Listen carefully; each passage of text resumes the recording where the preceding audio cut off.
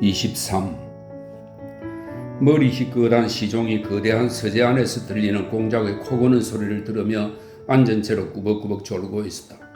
겹겹이 닫힌 문 너머 저택의 먼 쪽에서 20번씩 되풀이되는 두세 그 소나타의 어려운 악절들이 들려왔다. 그때 카레타와 브리치카가 형광 계단으로 다가왔다. 카레타에서 안드레이 공작이 내리더니 자그마한 아내를 부축하여 내려주고 앞장서게 했다. 머리가 하얗게 센 티혼이 가발을 쓴 채 하인 방 밖으로 몸을 쑥 내밀면서 공작이 주무신다고 속삭이는 소리로 고한 후 황급히 문을 닫았다. 티혼은 아들이 오든 어떤 특별한 일이 생기든 하루의 일과를 깨뜨려서는 안 된다는 것을 알았다. 안드레이 공작도 티혼 못지않게 그 사실을 잘 아는 듯 했다. 그는 못 본 사이에 아버지의 습관이 변하지는 않았을까 검사라도 하듯 시계를 쳐다보고 습관이 바뀌지 않았다는 것을 확인하고 나서 아내를 향해 말했다. 아버지는 20분 뒤에 일어나실 거야. 마리아 공작 영애에게 갑시다. 그가 말했다. 작은 공작 부인은 그 사이 조금 살이 올랐다. 그러나 솜털이 나고 미소가 어린 얇은 윗입술과 두 눈은 그녀가 말을 시작하면 여전히 명랑하고 사랑스럽게 치켜 올라갔다. 정말 완전 궁전이야? 그녀는 주위를 빙 둘러보며 무도회를 연 주인에게 찬사를 늘어놓는 표정으로 남편에게 말했다. 가요, 어서요, 어서. 그녀는 주위를 돌아보며 티온에게도 남편에게도 그들을 안내하던 하인에게도 미소를 보냈다. 저거 마리가 연습하는 건가요? 마리가 우리를 보지 않게 조용히 가요. 안드레이 공작은 침울한 표정으로 정중하게 아내를 뒤따랐다.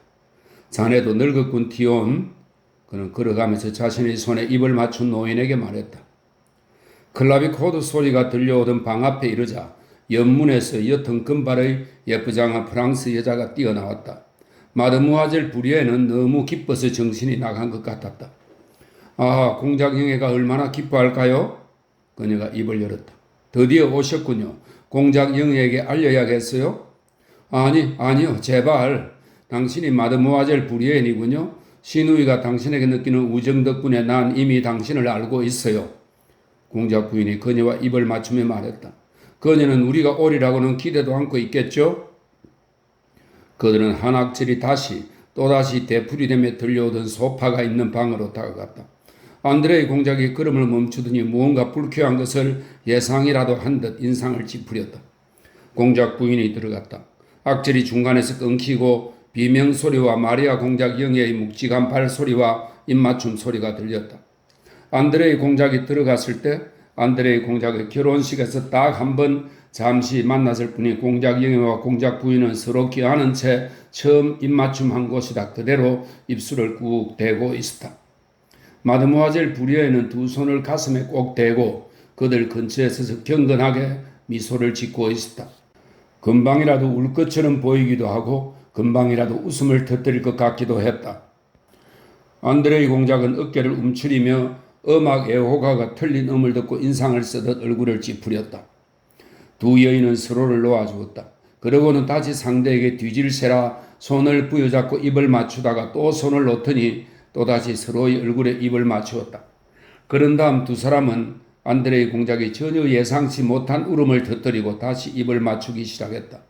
마드무아젤 부리엔도 울음을 터뜨렸다. 안드레이 공작은 거북해 보였다. 그러나 두 여인에게는 자신들이 울고 있는 것이 지극히 자연스럽게 여겨졌다. 그들은 이 만남이 다른 식으로 이루어질 수 있다고는 상상도 못하는 것 같았다. 아, 사랑하는 마리. 두 여인은 문득 말을 꺼내다 웃음을 터뜨렸다.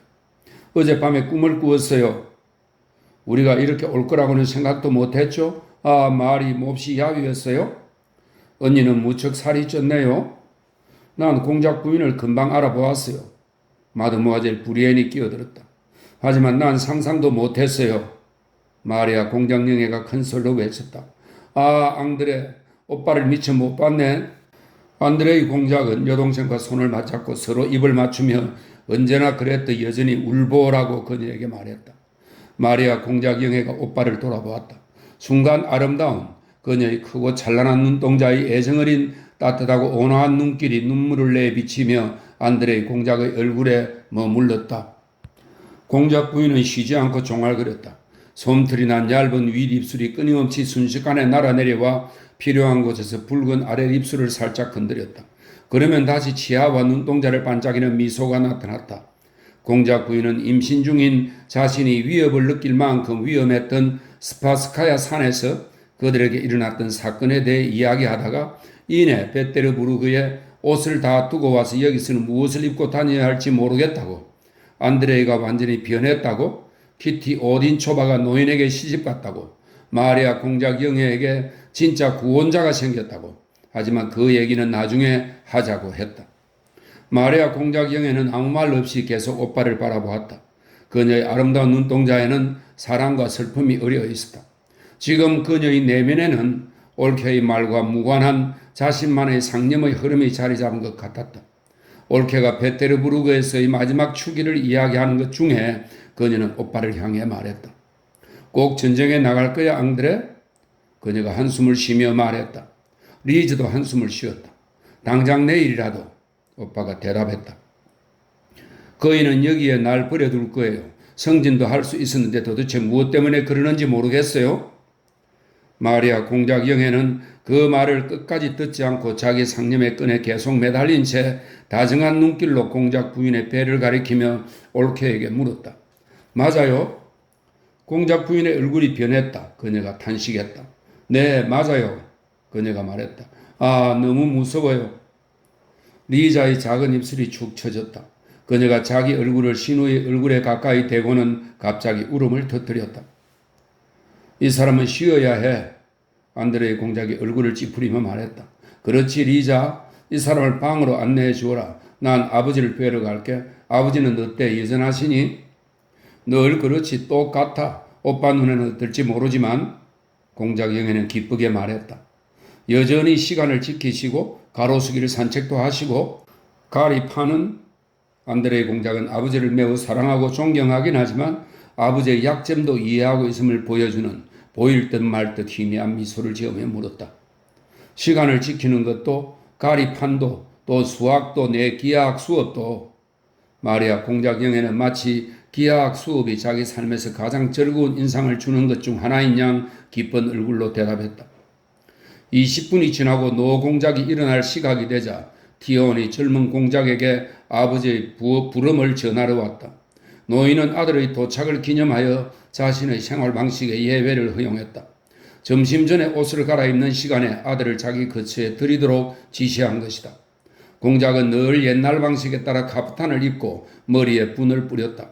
안드레의 공작이 설명이 있습니다. 그가 사교계 응접실에서 일부러 드러내는 까다로운 표정과 태도가 아니라 피에르와 이야기할 때 보여주는 활기찬 얼굴로 하는 설명입니다. 안드레의 공작이 아버지의 거처에 들어가니 노인은 단장실에서 화장용 뜯옷을 걸친 채 모로코 가죽을 씌운 넓은 안락의자에 앉아 티온의 손에 머리를 맡기고 있었다. 아, 용사로구나. 보나파르트를 무찌르고 싶은 게냐? 노인은 이렇게 말하고는 티온이 두 손으로 닦고 있는 머리채가 허용하는 한도에서 분바른 머리를 흔들었다. 최소한 너라도 그 녀석을 응징해야지. 그러지 않으면 곧 우리까지 자기 백성으로 삼을 거다. 잘 왔다. 그러고는 한쪽 뺨을 내밀었다. 점심 전에 한숨 잔트라 노인은 기분이 좋았다.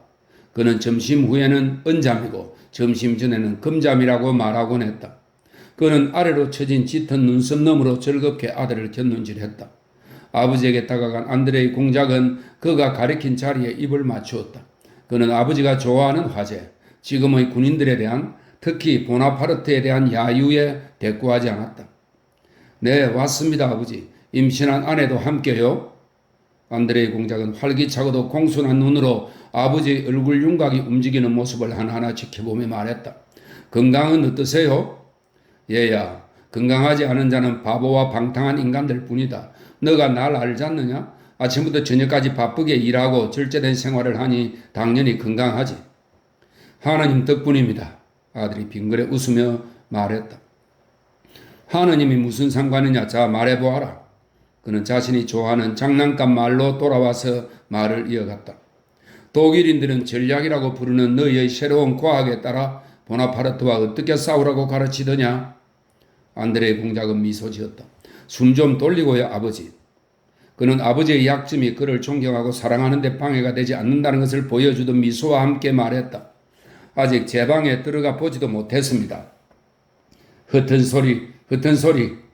노인은 머리가 단단히 따였는지 점검하기 위해 머리채를 흔들면서 아들의 손을 잡고 외쳤다. 너희 처를 위한 집은 마련해 두었다. 마리아 공작영애가 너희 처를 데려가 보여주고 실컷 떠들어댈 게다. 그건 여자들 일이야. 그 애가 와서 기쁘다. 앉아서 얘기해 봐. 미엘손의 군대는 이해가 돼. 톨스토이의 군대도. 동시상륙은 그리고 남쪽 군대는 어떻게 할까? 프로이센은 중립이고 그건 나도 안다. 오스트리아는 어떠냐? 그는 안락의자에서 일어나 이리 뛰고 저리 뛰며 옷가지를 건네는 티온과 함께 방안을 거닐 말했다. 스웨덴은 어때? 포메라니아는 어떻게 횡단할까? 안드레이 공작은 아버지의 완강한 요구에 처음에는 내키지 않아 하다가 조금씩 활기를 띠며 그리고 이야기를 하던 중에 자기도 모르게 습관적으로 러시아어에서 프랑스어로 말을 바꾸며 예상되는 전쟁의 작전 계획을 설명하기 시작했다. 프로이센을 중립에서 끌어내 전쟁에 끌어들이려면 9만 군대가 위협해야 한다는 것. 그 병사들 중 일부는 슈트랄준트에서 스웨덴군과 합류해야 한다는 것. 오스트리아군 22만 명은 러시아군 10만 명과 합류해 이탈리아와 라인 지역에서 행동해야 한다는 것. 러시아군 5만 명과 영국군 5만 명은 나폴리에 상륙해야 한다는 것. 그래서 총 50만 군대가 사방에서 프랑스군을 공격해야 한다는 것에 대해 말했다. 노 공작은 마치 듣고 있지 않는 듯 아들의 이야기에 전혀 흥미를 보이지 않고 계속 돌아다니며 옷을 입다가 3번에 걸쳐 아들의 말을 갑자기 끊었다. 처음엔 아들의 말을 가로막고 큰 소리로 외쳤다. 하얀색. 그가 원한 것이 아닌 다른 조끼를 티온이 건넸다는 뜻이었다. 또 한 번은 걸음을 멈추고 물었다. 너희 처가 해산할 때도 머지 않았지? 그러고는 질책하듯 고개를 흔들며 말했다. 좋지 않아. 계속해. 3번째엔 안드레이 공작이 설명을 끝내가고 있을 때 노인이 노시한 목소리로 곡조가 맞지 않는 노래를 부르기 시작했다. 말벌이는 전쟁으로 떠나고 언제 돌아올지는 신만이 아시네. 아들은 그저 빙그레 웃었다. 이것이 제가 찬성하는 계획이라고 말씀드리는 건 아닙니다. 아들이 말했다. 그저 있는 대로 그대로를 말씀드렸을 뿐입니다. 나폴레옹도 이미 그에 못지않은 계획을 세웠습니다. 너가 말한 것은 아무것도 새로운 게 없지 않느냐? 노인은 생각에 잠긴 표정으로 빠르게 혼잣말로 중얼거렸다.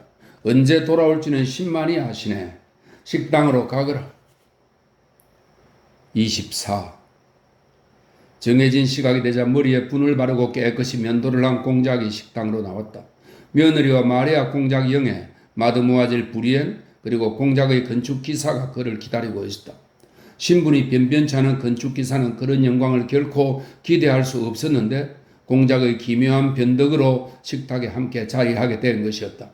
삶에서 신분의 차이를 확고히 지켜온 데다 현의 고관들조차 좀처럼 식탁에 오게 하지 않던 공작이 갑자기 한쪽 구석에서 체크 무늬 손수건으로 코를 풀던 건축기사 미하일 이바노비치를 내세워 모든 인간은 평등하다는 것을 증명하려 들었고 딸에게 미하일 이바노비치는 너나 나보다 결코 못하지 않다는 생각을 번번이 불어넣었다.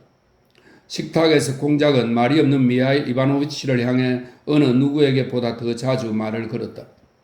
저택의 모든 방이 그렇듯 거대하고 천장이 높은 식탁에서는 가족들과 하인들이 자기 의자 뒤에 서서 공작이 나오기를 기다리고 있었다. 팔에 냅킨을 걸친 집사는 식기류를 둘러보며 하인들에게 눈을 찡긋거리기도 하고 벽시계와 공작이 나타날 문 쪽으로 불안한 시선을 끊임없이 번갈아 던지기도 했다.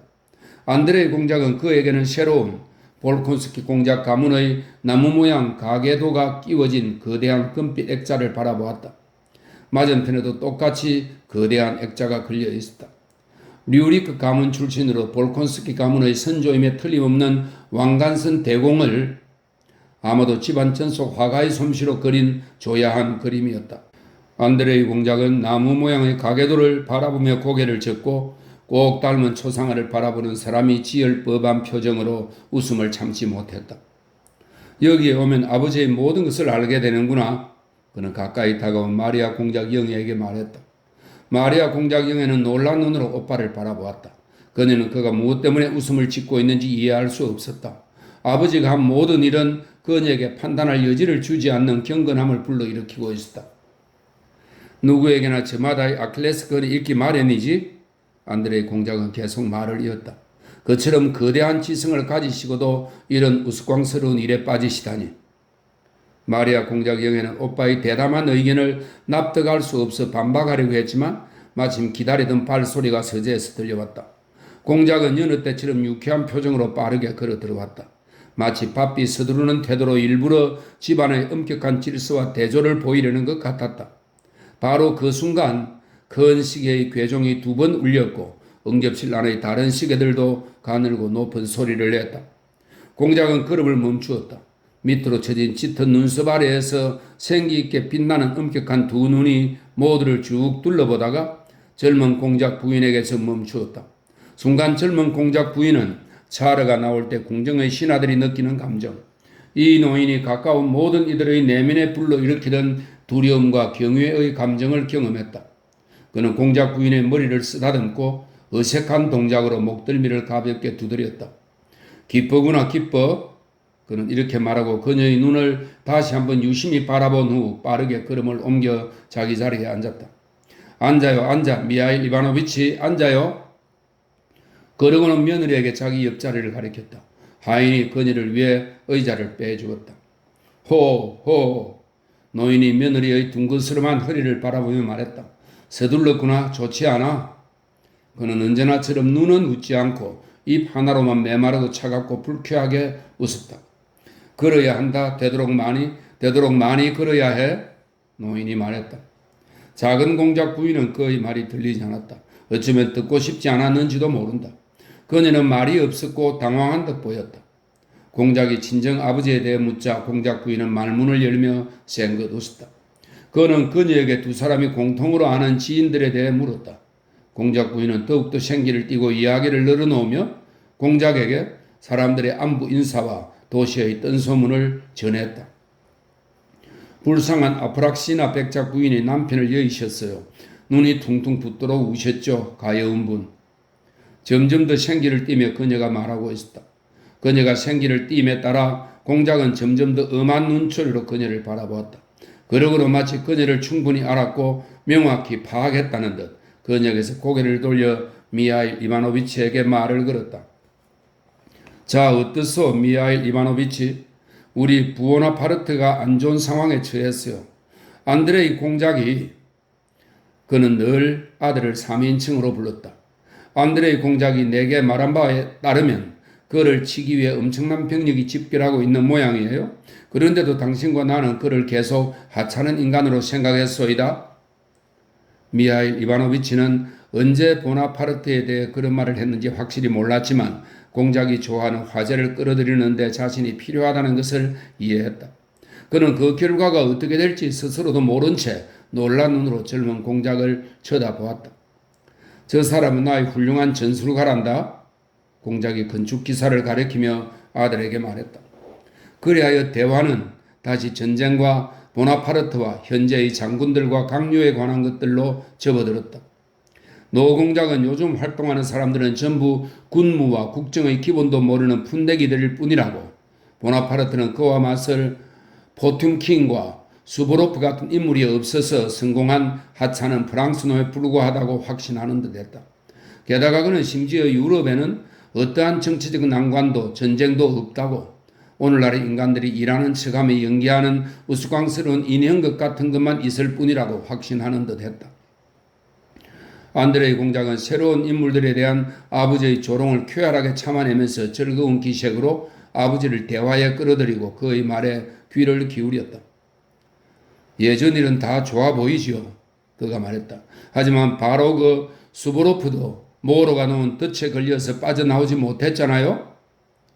누가 너한테 그런 소리를 하더냐? 누가 그랬어? 공작이 소리쳤다. 수보로프. 그가 집어던진 접시를 디온이 날렵하게 받았다. 수보로프. 안드레이 공작, 생각을 좀 하고 말해라. 브리드의 수보로프, 이 둘이다. 모로, 수보로프의 2 손이 자유로웠다면 모로는 생포되었을 것이다. 그의 2 손에는 호퍼스, 크리거스, 브루스트, 슈납스, 라트가 앉아 있었다. 악마도 그걸 싫어할 거다. 가보면 그 호퍼스, 크리거스, 브루투스, 라트를 알게 될 거야.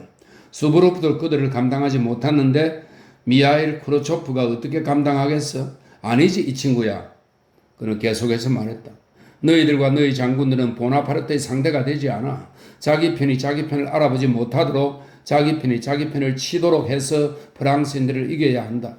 프랑스의 모르를 데려오려고 미국의 뉴욕으로 독일인 팔렌을 보냈다지?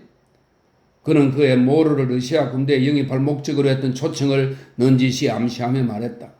희한하지. 뭐야 포통킴, 수보로프, 오블로프 같은 사람들이 그래 독일인이었나? 아니지 이봐. 그곳에 있는 놈들이 전부 미쳤던가 아니면 망령이 든 거겠지.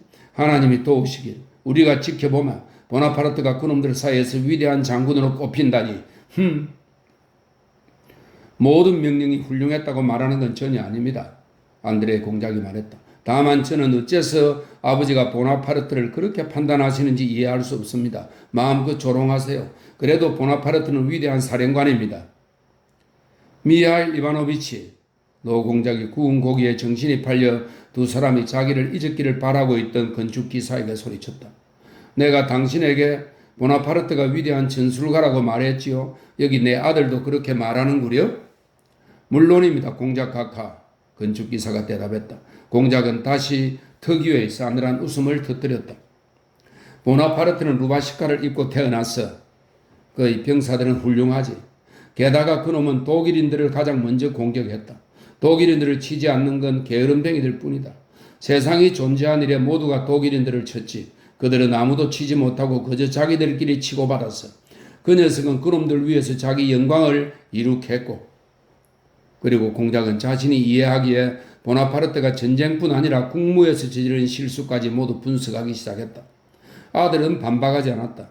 그러나 어떤 농구가 제시되든 그도 노 공작만큼이나 자신의 견해를 바꾸는데 소질이 거의 없어 보였다.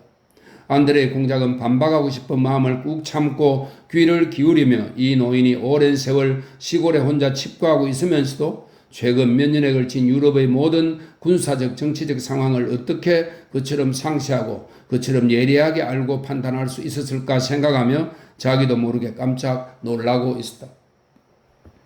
너는 나 같은 늙은이는 정세를 제대로 이해하지 못한다고 생각하는 게냐? 그는 말을 맺었다. 그건 바로 여기 내 머릿속에 있다. 나는 밤에 잠도 자지 않는다. 그런데 너는 그 위대한 장군은 도대체 어디에서 자신의 역량을 드러내고 있는 거냐? 그건 긴 이야기가 될 겁니다. 아들이 대답했다. 너희 보나파르트에게나 가버리라. 마드모아젤 부리엔, 여기에도 당신 내 천한 황제를 숭배하는 놈이 있네. 노인이 유창한 프랑스로 외쳤다.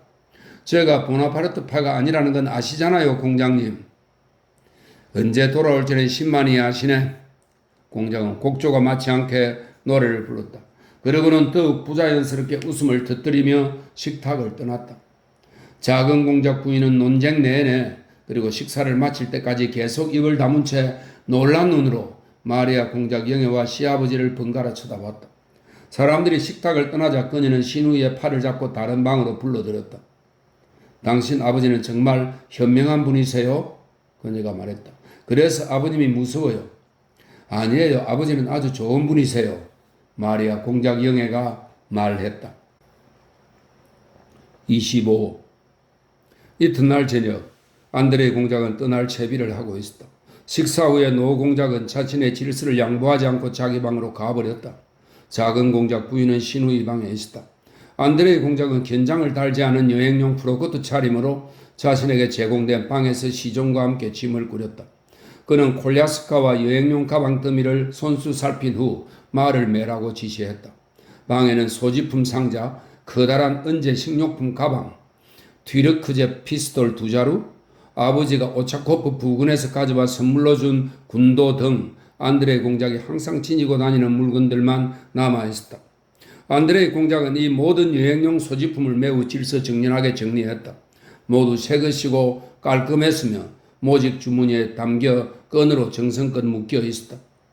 자기 행동을 숙고할 줄 아는 사람들에게는 떠남과 삶의 변화의 순간들의 진지한 사색의 시간이 찾아들기 마련이다. 그런 순간에 사람들은 대개 과거를 돌아보고 미래의 계획을 세운다. 안드레 공작의 얼굴은 깊은 생각에 잠긴 듯 부드러웠다. 그는 뒷짐을 진 채 방 안을 이 구석에서 저 구석으로 빠르게 걸으며 정면을 응시하거나 생각에 잠긴 듯 고개를 젓기도 했다. 전쟁에 나가는 것이 두려웠던가? 아니면 아내를 두고 가는 것이 슬펐던가? 어쩌면 두 가지 모두였던가? 하지만 그런 자신의 모습을 보이고 싶지 않았던지 현관방에서 발소리가 들리자 그는 황급히 팔을 풀고 탁자 곁에 멈추어 서서 소지품 상자를 싼 주머니에 끈을 묶는 척하며 언제나처럼 속을 알 수 없는 차분한 표정을 지었다. 그것은 공장령의 마리아의 무거운 발소리였다. 오빠가 말을 매라고 지시했다는 말을 들어서 그녀는 숨을 헐떡이며 말했다. 뛰어온 모양이었다. 정말 오빠와 단둘이 이야기를 좀 더 나누고 싶어서 우리가 또 얼마나 오래 떨어져 있을지는 하나님만 아시잖아. 내가 와서 화난 거 아니지. 오빠는 많이 변했어, 안드루시아. 그들은 마치 자신의 질문에 해명이라도 하듯 덧붙였다. 그녀는 안드루시아 하고 말하면서 미소를 지었다. 이 근엄하고 잘생긴 남자가 바로 그 어린 시절의 동무인 깡마른 장난꾸러기 소년 안드루시아라고 생각하는 것이 스스로도 이상한 듯 했다. 리즈는 어디 있니? 그는 공작 영애의 질문에 미소로 답하며 물었다. 무척 피곤한지 내 방 소파에서 잠들었어. 아, 앙드레, 오빠 부인은 정말 보물 같은 사람이야? 그녀는 오빠 맞은편에 놓인 소파에 앉으며 말했다. 올케는 어린아이 같아. 너무 사랑스럽고 명랑한 아이 말이야. 난 올케가 꽤 좋아졌어. 안드레의 공작은 아무 말 하지 않았다. 그러나 공작 영애는 그의 얼굴에 떠오른 조롱과 경멸의 표정을 보았다. 하지만 사소한 약점에 너그러워야 해. 약점 없는 사람이 어디 있어, 앙드레. 올케가 상류사회에서 양육받고 자랐다는 걸 잊지 마. 게다가 지금 올케의 처지는 장밋빛이 아니지 않냐? 다른 사람의 입장이 되어볼 필요가 있어. 모든 것을 이해하는 사람이 모든 것을 용서도 하는 거야. 생각해봐.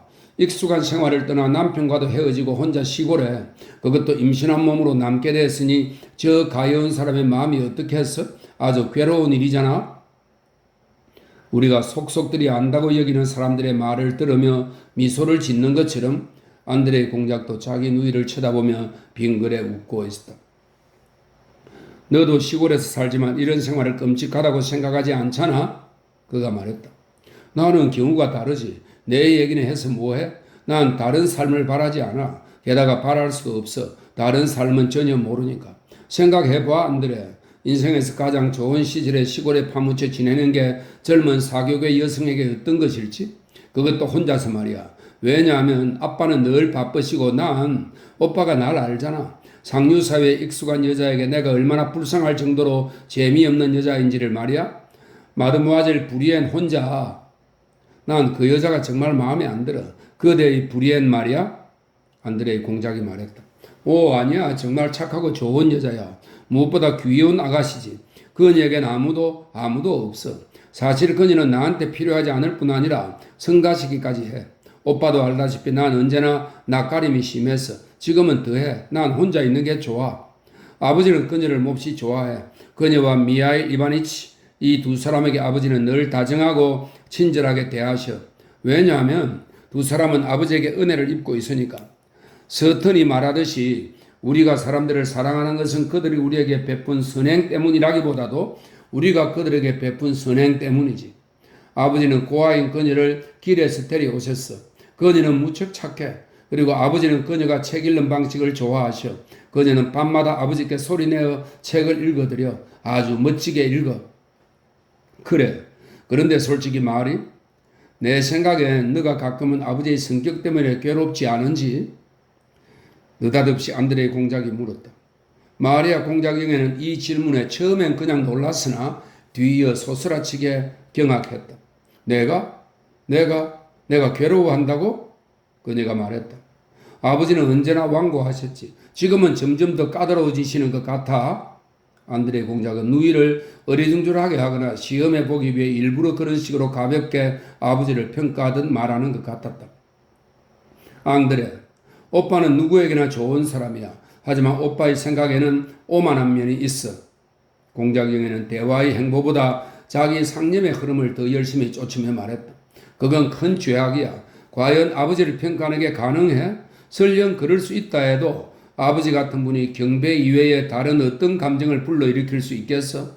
그리고 난 아버지와 함께여서 아주 만족스럽고 행복해. 나는 그저 오빠 부부도 나처럼 행복했으면 하는 바람뿐이야. 오빠는 믿지 못하겠다는 듯 고개를 저었다. 내게 괴로운 것 중 하나는 오빠한테 솔직히 말할게, 앙드레. 종교에 관한 아버지의 사고방식이야. 이해가 안 돼.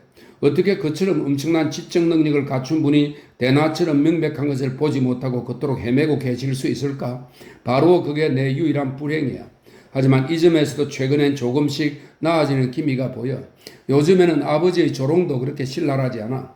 아버지의 손님 가운데 수도사가 한 명 있는데 그 사람과 오랫동안 말을 나누곤 하셔. 글쎄, 나는 수도사와 너가 공연히 헛수고를 하는 것 같다 걱정이다. 안드레 공작은 빈정대듯 그러나 다정하게 말했다. 아, 오빠, 난 그저 기도하며 하나님이 내 기도를 들어주시길 바랄 뿐이야, 앙드레. 그녀는 잠시 침묵했다가 머뭇거리며 말했다. 오빠한테 큰 부탁이 있어. 뭐야? 나의 친구? 아니, 거절하지 않겠다고 약속해 줘. 오빠한테 조금도 성가신 일이 아닐 거고 오빠가 부끄러워할 만한 것도 전혀 없을 거야. 그냥 오빠한테 위안을 받으려는 것뿐이야. 약속해, 안드루샤. 그녀는 손가방에 손을 넣어 무언가를 쥐고 아직은 보여주지 않으며 말했다. 그녀가 쥐고 있는 것이 부탁의 대상인 듯 했고 부탁을 들어주겠다는 약속을 받아 내기 전까지는 손가방에서 그 무언가를 꺼낼 마음이 없는 듯 했다. 그녀는 애원하는 눈빛으로 겸연쩍게 오빠를 바라보았다. 만약 그게 대단히 성가신 일이라면 안드레의 공작은 무슨 일인지 짐작한다는 듯이 대답했다. 절대로 생각해. 오빠도 아버지하고 똑같은 사람이란 걸 알아. 마음대로 생각해. 하지만 나를 위해서 이 일을 해줘. 제발 부탁이야. 아버지의 아버지. 그러니까 우리 할아버지도 전쟁에 나갈 때마다 지니고 다니셨단 말이야. 그녀는 손에 쥔 것을 여전히 손가방에서 꺼내지 않았다. 그럼 약속하는 거지? 물론이지. 뭐야? 앙드레, 이 콘으로 오빠를 축복해 줄게. 그러니까 약속해. 절대 몸에서 떼지 않겠다고. 약속할 거지? 그게 이 푸드점 나가서 목을 잡아당기지만 않으면 널 만족시키기 위해서.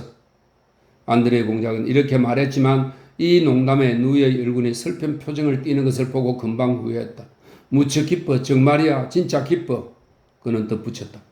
오빠가 원하지 않는다 해도 그분은 오빠를 구원하시고 용서하시고 오빠의 마음이 그분을 향하도록 돌이키실 거야. 오직 그분에게만 진리와 평안이 있으니까. 그녀는 섬세하게 세공한 은사슬이 달린 은빛 제의를 걸친 검은 얼굴에 구세주가 아로새겨진 타원형의 고풍스러운 자그마한 이콘을 오빠 앞에서 엄숙한 몸짓으로 두 손에 받쳐들고 흥분으로 목소리를 떨며 말했다. 그녀는 성호를 꺾고 이콘에 입을 맞춘 다음 그것을 안드레에게 건넸다. 제발 앙드레, 날 위해서. 그녀의 커다란 눈동자에서 선하고 수줍은 빛이 반짝였다. 그 두 눈이 병적인 야윈 얼굴을 환히 밝히며 아름답게 만들었다. 오빠는 이콘을 잡으려 했으나 그녀가 만류했다. 안드레이는 그 뜻을 이해하고는 성호를 꺾고 이콘에 입을 맞추었다. 그의 얼굴에는 부드러운 빛과 조롱이 뒤섞여 있었다. 그는 감동했다. 고마워 나의 친구. 그녀는 그의 이마에 입을 맞추고 다시 소파에 앉았다. 두 사람은 말이 없었다. 아까도 말했지만 앙드레, 늘 그랬던 것처럼 선하고 관대한 사람이 되어줘. 리즈를 엄격하게 판단하려 하지 마. 그녀가 말문을 열었다. 올케는 정말 사랑스럽고 정말 착해. 또 지금은 몹시 괴로운 처지에 있잖아. 마샤, 내가 어떤 이유로 아내를 책망한다거나 그녀에게 불만이라는 말을 너한테 한 적이 전혀 없는 것 같은데 어째서 나한테 그런 말을 하는 거지? 마리아 공작 영예의 얼굴에 붉은 반점들이 떠올랐다. 마치 자신이 잘못했다고 느낀 듯 그녀는 입을 다물었다. 나 너한테 아무 말도 안 했어. 그런데 벌써 너한테 얘기한 사람이 있구나. 나는 그게 서글프다. 붉은 반점들이 마리아 공작 영의 이마와 목과 두 뺨에 더욱 뚜렷하게 돋았다.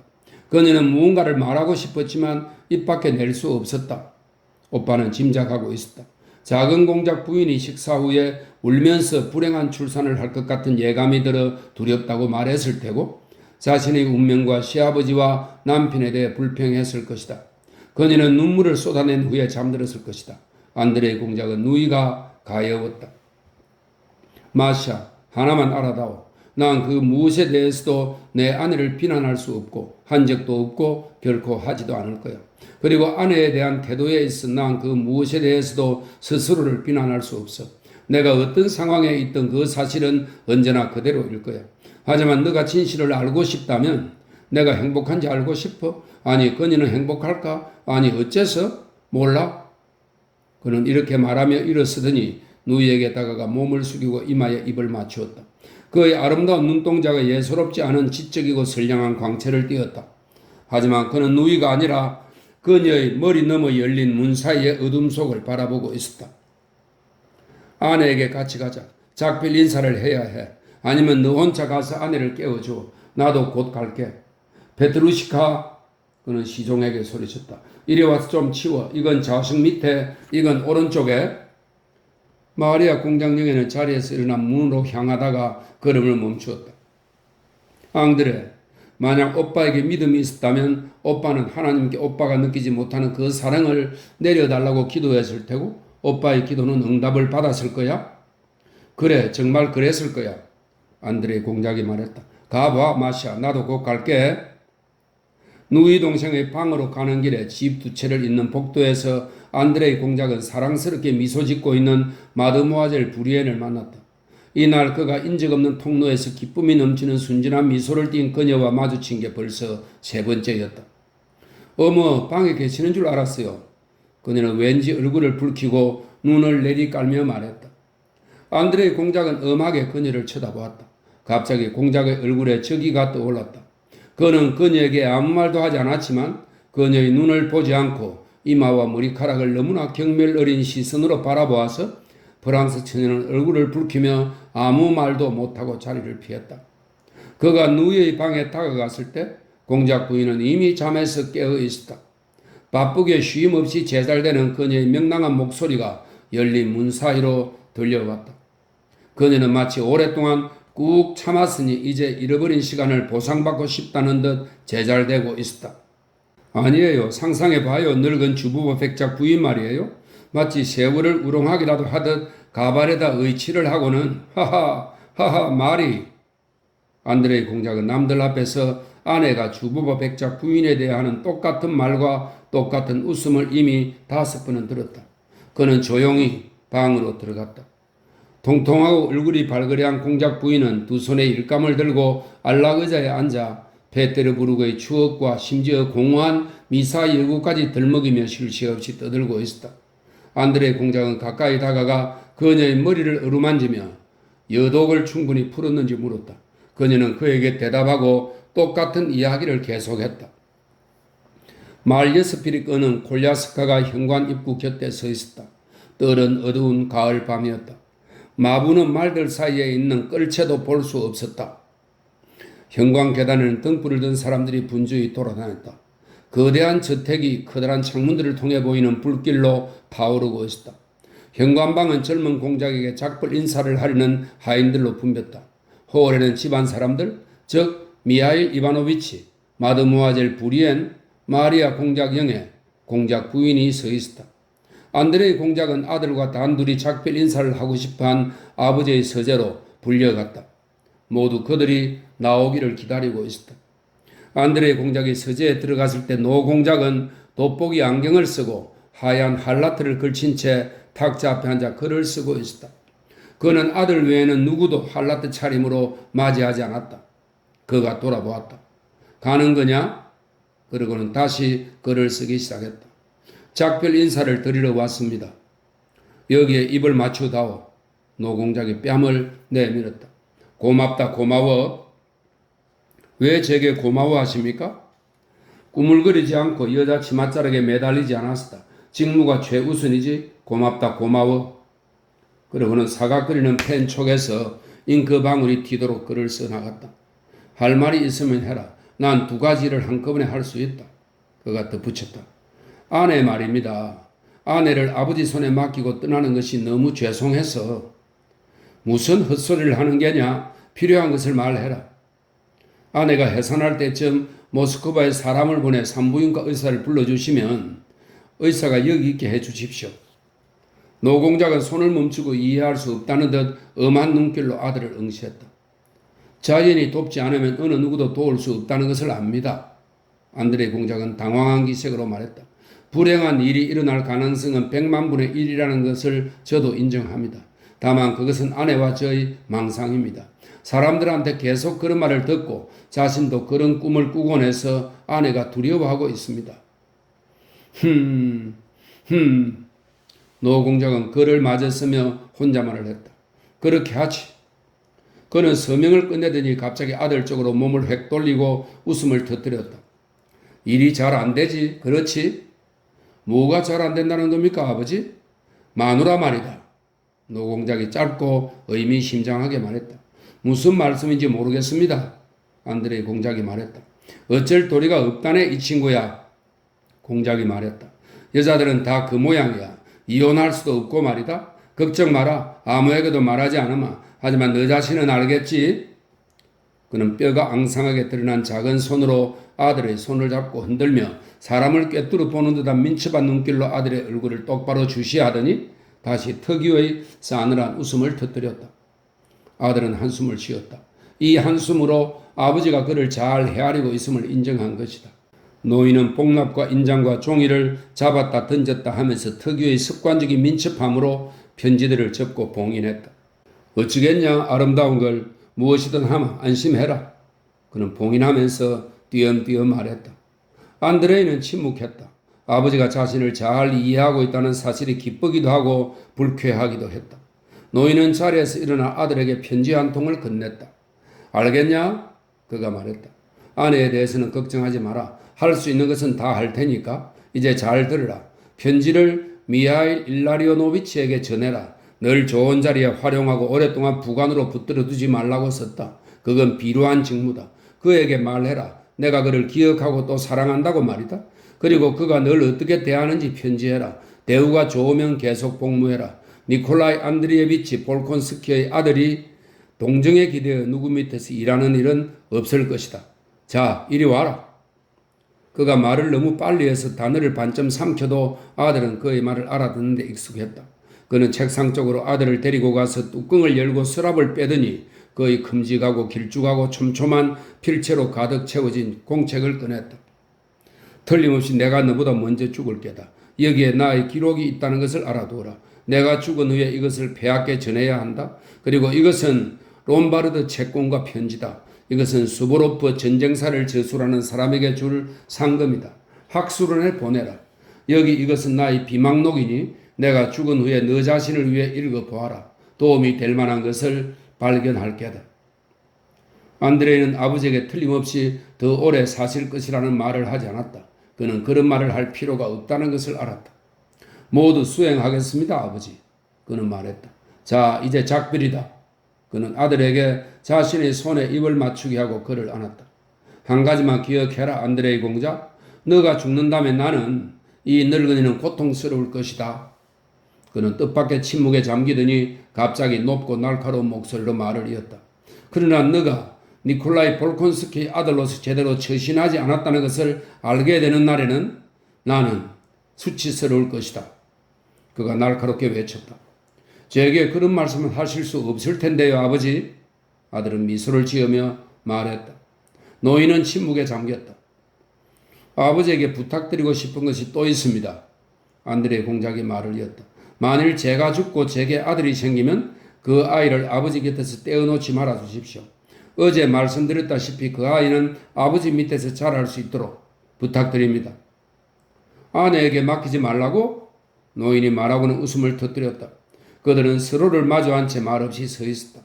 노인의 민첩한 눈동자가 아들의 눈을 똑바로 응시하고 있었다. 노 공작의 얼굴 아랫부분에서 무언가가 바르르 떨렸다. 작별 인사는 끝났다. 가거라. 갑자기 그가 말했다. 가거라. 그는 서재문을 열며 성난 우렁찬 목소리로 말했다. 무슨 일이에요, 무슨 일? 공작 부인과 공작 영애는 안드레이 공작과 하얀 할라떼 차림에 가발도 없이 돋보기 안경을 걸치고 성난 목소리로 외치며 순식간에 모습을 내밀었다 사라진 노인의 형체를 보자 이렇게 물어댔다.